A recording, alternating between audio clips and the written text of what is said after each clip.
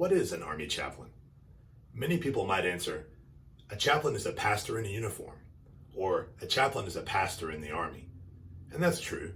An Army chaplain does provide pastoral support to soldiers, families, and Department of the Army civilians, but that's not a full and adequate description of a U.S. Army chaplain.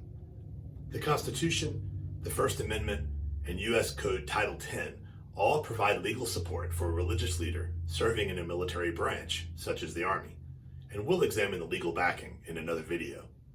If you're looking for the full regulatory guidance governing the role and function of an Army chaplain, take a look at Army Regulation 165-1. I would explain that entire document, but it's too much. So I'll sum up in this way.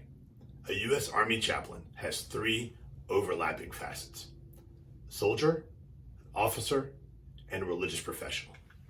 First and foremost, a chaplain is a soldier. Chaplains wear the same uniform as the soldiers they serve. That means that, like all soldiers, chaplains undergo physical and mental training to transform into an Army soldier. All soldiers must live the Army values and function with a set of soldier skills. Chaplains are expected to maintain a level of professional training in every area except weapons. So yes, chaplains go to basic training.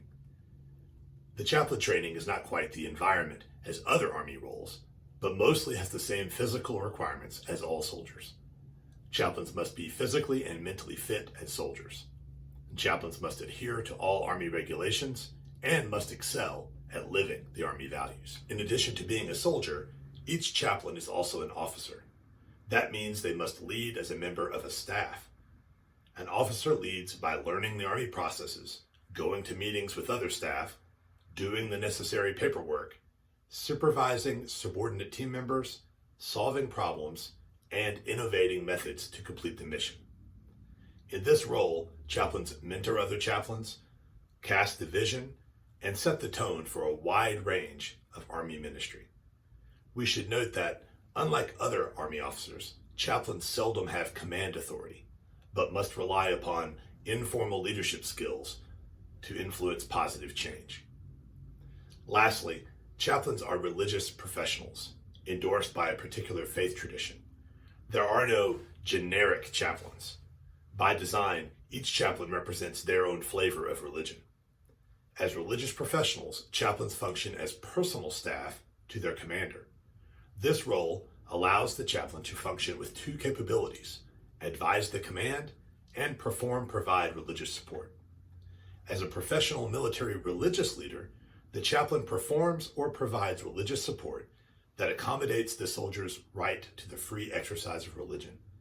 That means performing religious services based upon the chaplain's faith tradition and providing for those outside the chaplain's tradition, and also developing measures for the resiliency of all soldiers.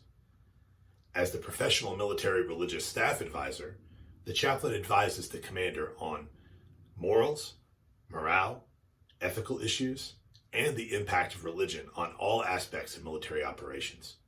The chaplain keeps a finger on the pulse of the unit to inform the leadership of needed effort for correction, stabilization, and growth opportunities. While all of this hopefully explains the makeup of an Army chaplain, the ministry of that chaplain is best summed up by the 3 core competencies: nurture the living, care for the wounded, and honor the fallen.